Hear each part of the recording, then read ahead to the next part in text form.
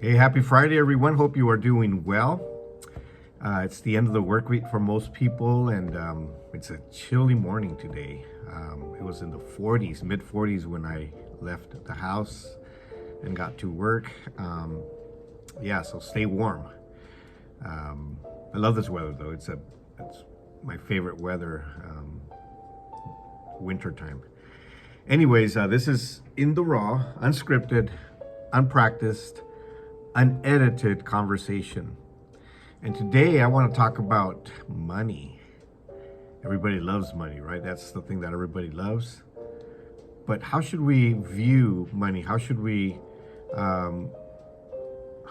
attitude should we have towards money?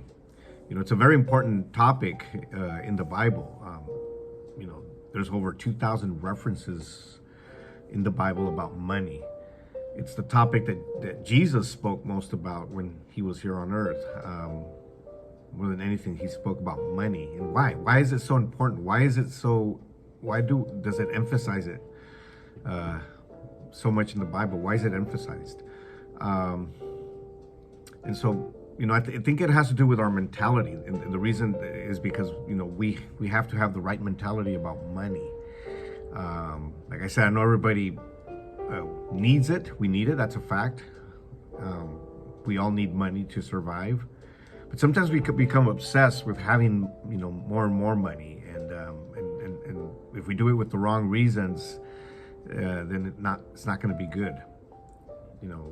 People do crazy things for money, right? You probably have seen or read or know of people that do crazy things for money, and there's a lot of stories out there that I'm sure you know.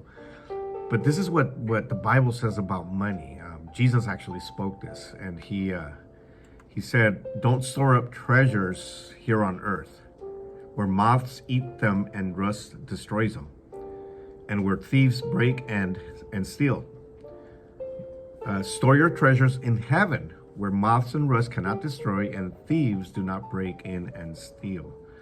So he's giving us two different mentalities here. There's a material mentality and the spiritual mentality. At least that's how I like to look at it. When he says don't store your treasures here on earth, that refers to the material mentality. We want to accumulate, we want to store, we want to keep, we're obsessed with that, right? And everything's about money. And then he goes on and says, store up your treasures in heaven. And that to me is the spiritual mentality, when you store up your treasures up in heaven. So what is the difference between both of those? Well, when you see money with the material mentality, money is spent. There's nothing left. It's spent. It's gone, right? But when you see money with the spiritual mentality, money is invested, and we will never run out. When we see it with a spiritual mentality, money becomes invested. So there's a difference, okay? We don't spend it, we invest it. And so here's the key. How do we store up in heaven? Because we can't take it literal. It's it's not like literally we're sending money up to heaven. I mean, that's impossible, right? We can't do that. So what does that mean? What is it? How do we store money up in heaven? Well, there's three things that have worked for me, and that I have taken as practices that I like to do with my money, or with the money that I have, the money that comes through me. And these are in order of priority.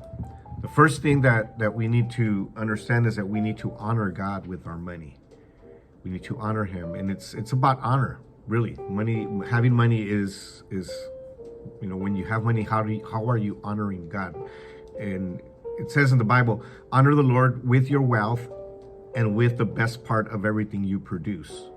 Then He will fill your barns with grain, and your vats will overflow with good wine.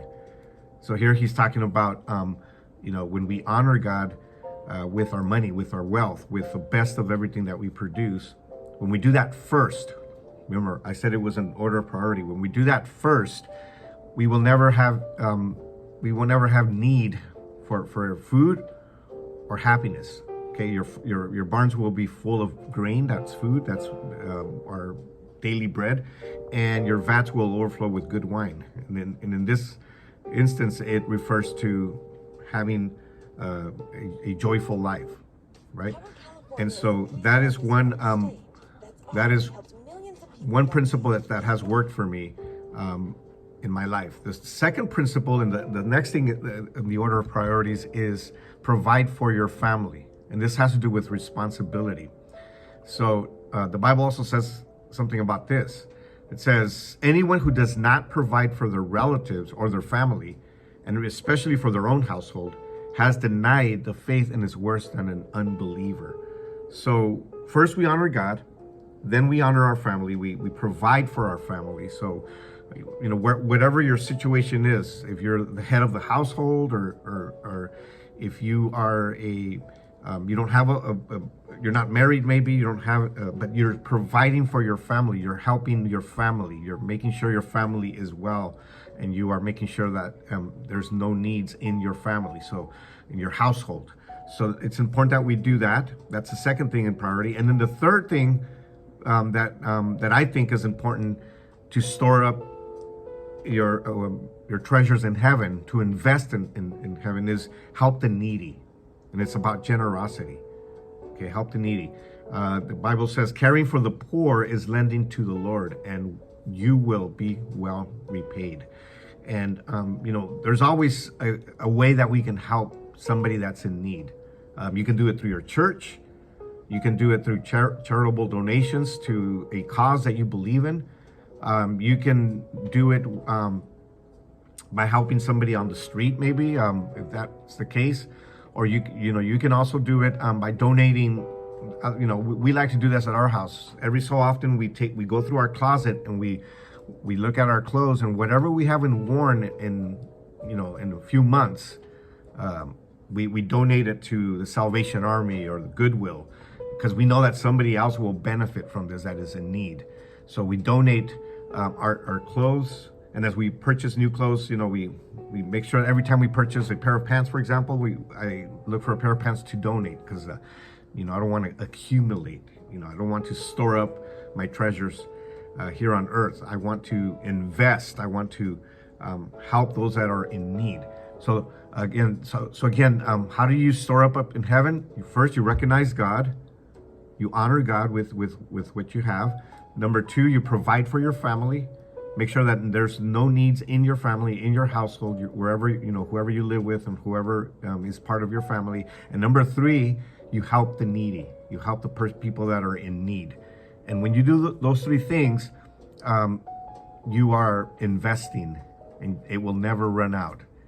And you are investing in heaven. You are storing up treasures in heaven, because you will never have a need for anything. And I've practiced this for many years, and I thank God that we have not been in dire need. We've gone through difficult situations, but you know what? Every time we've been able to come out of them, whether it's financial or emotional or physical, whatever situation we've gone through, we've always come out of it because we've practiced these things, and we don't have that material mentality on money. And just to end, Ecclesiastes, written by Solomon, I talked about that the other day. He said, whoever loves money never has enough. Wow. Whoever loves money never has enough. Whoever loves wealth is never satisfied with their income. This too is meaningless. He's talking about things that are meaningless because he's at the end of his life, and he's talking about things that really don't matter. And he says, don't love money. You're never going to have enough. Don't love wealth, because you're never going to be satisfied with your income. Anyways, I know I went a little too long today. I appreciate if you stayed till the end. Like I said, this is a very important topic, and so, yeah, it's something that we always need to consider. Anyways, have a good rest of the day. Have a good weekend, and we will see you soon.